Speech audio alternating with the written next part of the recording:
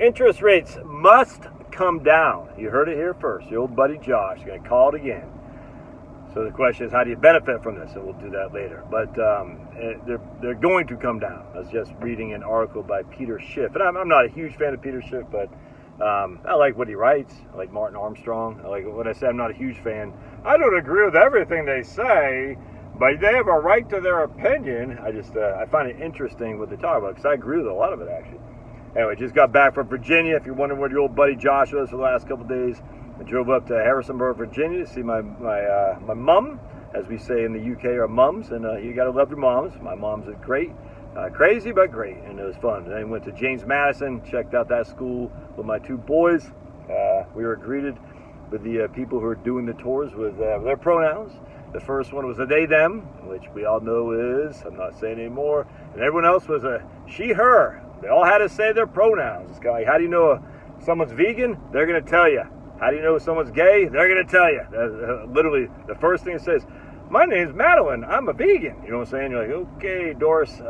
Anyway, it's so freaking... So there's one girl who didn't say her pronouns. And so we went with her because obviously she's more based in reality. It turns out I think she just forgot, to be honest with you. She had some kind of... I think she just got almost... intimidated, not by the pronoun people, but by having to do these campus tours. I don't want to... She was nice, very soft-spoken, though, and it definitely wasn't outgoing, loud and proud and outgoing. I just think she forgot to do her pronouns, but we chose her because reality is a good place to be. Let's just put it that way. Anyway, then we went to Virginia Tech, and dude, if you haven't been from that corridor of Virginia, you don't know what you're missing. It's insanely gorgeous. I love it there. Definitely gonna retire there. I love Georgia, but nothing beats Virginia, man. And I'm a Maine boy, and Maine's freaking beautiful on the coast, just too doggone cold. Virginia is a perfect temperature. It's about 5 to 10 degrees lower than it is here in North Georgia, and then you're talking Macon, Georgia, which is about 5 to 10 degrees hotter than it is here in South Georgia, Valdosta. Woo, too hot for your old buddy Josh, his Maine boy. Anyway, and my wife is from Virginia, so we'll be there 100%. And then, anyway, well, good time. A lot of apocalyptic driving yesterday on the roads, by the way. Just be careful out there, my friends. Be careful, because there's some nuts.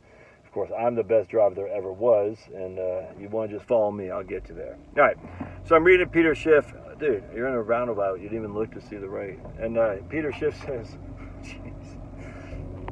The federal government, the debt service payment on the federal government's debt is now, I think he said $620 billion the trailing 12 months. So the last 12 months, the federal government has paid $620 billion in debt service, which is up almost 3 times from what it was 18 months ago when they started raising in January of 2022.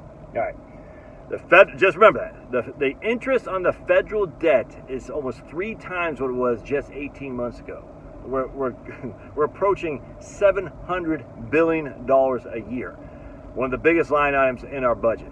All right, and we don't have a budget. We have a budget. We don't have the money as it is because we're running perpetual deficits, which just add to the debt.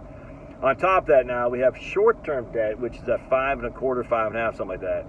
So all these bonds that are running off, maturing, where we weren't paying any interest on it, basically, are now we're going to redo at 5% interest rates.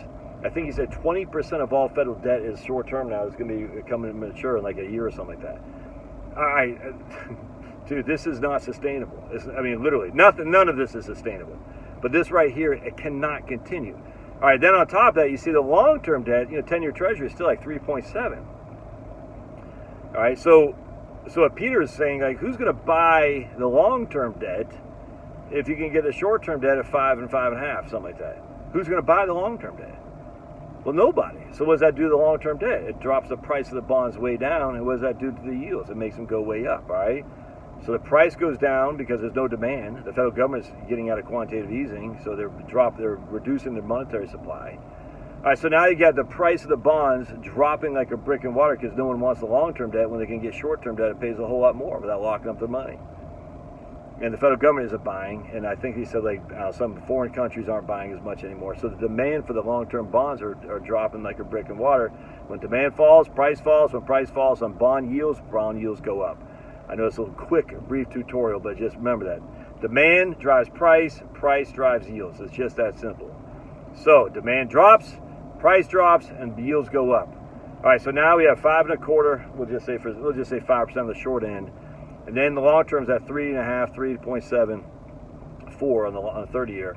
Now, when the demand for those long-term bonds drops, that means the price drops, which means the yields go way high. We're talking 4 or 5. We're talking 6, 7% on the long term. All right, yeah. How's that going to happen? It's not, because the federal government can't afford the short-term interest rate as it is. They can't. So they're going to have to reduce interest rates. It's inevitable. And we have an example of this called Japan. Japan is what, 250, 260% debt to GDP. It's been like that for 3 years now, 4 years, something like that. It's been over 200% for a long time, since like 2014. What is their 10-year rate? 0. They pay no interest. They're basically saying, buy our debt, we won't pay you interest. Well, who's buying their debt? Well, they are. They're their own country is buying their own debt. No one else is going to buy Japanese debt. So they're basically financing their operations interest-free. It's like a 0% financing. It's still debt. They still got to pay it back, but they're paying back interest. They're not paying back any interest. They're paying back principal to themselves. The same thing's going to happen here.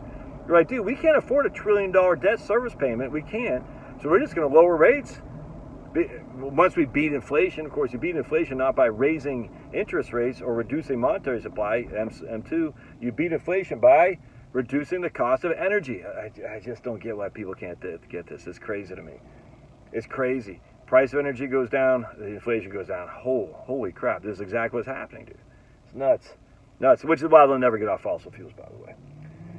Anyway, so you're reducing interest rates to basically I'm not saying they're going to go all the way down to 0, but they're going to reduce interest rates to alleviate the huge destruction of the economy when one of the biggest, if not soon to be the biggest line item in our federal budget is interest on the debt. They don't have the money to pay this.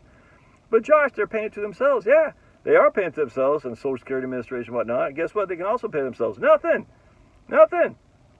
Because they're their biggest source of their own borrowing is ourselves, the federal government, the U.S. government. So they can say, hey, we're just going to give you interest-free loans with 0% financing to fund your operations, just like Japan's doing. China's going to do the same damn thing. It's inevitable. The interest rates are going to fall. Now, could I be wrong? Absolutely. No one's ever been. We don't know what the hell is going to happen. But the level of interest on the debt is unsustainable when we're adding to the debt. And not are we adding to the debt, the old debt that we had accumulated from the previous quantitative easings over the last 15 years is now maturing, and they're going to be called out as significantly higher interest rates, which is going to add to the debt, which is going to add to the financing of the debt. Dropping it is... So let's just put it this way. Let's just say they said, no, we're not going to do that. We're going to keep our interest high. Where does the money come to service the debt? Where does it come from? It's not there as it is. There is no money to service the debt as it is. So how do you get the money to service the debt? Oh, you take on more debt. And what does that do? It costs more money to service the debt. I mean, it's going to collapse, dude. The whole thing, all these things collapse. Now, again, will it collapse a la 1920s Germany? No, it won't. There's still a Rome. There's still a Greece. There's still the Turks, the Ottomans. The Roman Empire, we know how they did with the currency. They start shaving off whatever it was, copper, I can't remember what it was, iron, whatever it was on the currency. That's literally what we're doing now with the dollars. We're basically doing the same damn thing. But that does devalue the currency. Without question, that devalues it. No one's going to deny that. And it can't keep going on forever, but certainly can go on for hundreds of years. We don't know. We've never been there. All I know is that ultimately it will collapse. But it won't collapse like in one sudden, boom, we're all dead. It'll just collapse gradually like what happened in Rome over the course of decades, if not centuries. Anyway, so, and that, again, in the long run, we're all dead. So in the long run, we'll have to, will it be our grandkids? Well, I don't know what the future looks like. I don't know. All I know is for us, as we sit here today, all we can do is contend with our issues at hand. And that's why I'm looking at long-term bonds. Long-term bonds seem very attractive to me, long-term government bonds, because if I'm right and the interest rates drop, at some point, you're going to get rewarded bigly. And on top of that, you're still getting rewarded while you're hanging tight by owning the debt, because you're still getting interest on those debts. All right. Love your thoughts. I like these videos. Don't forget to subscribe to my email list. And, of course, you can always buy me a cup of coffee. It's in the doobie-doo. See ya.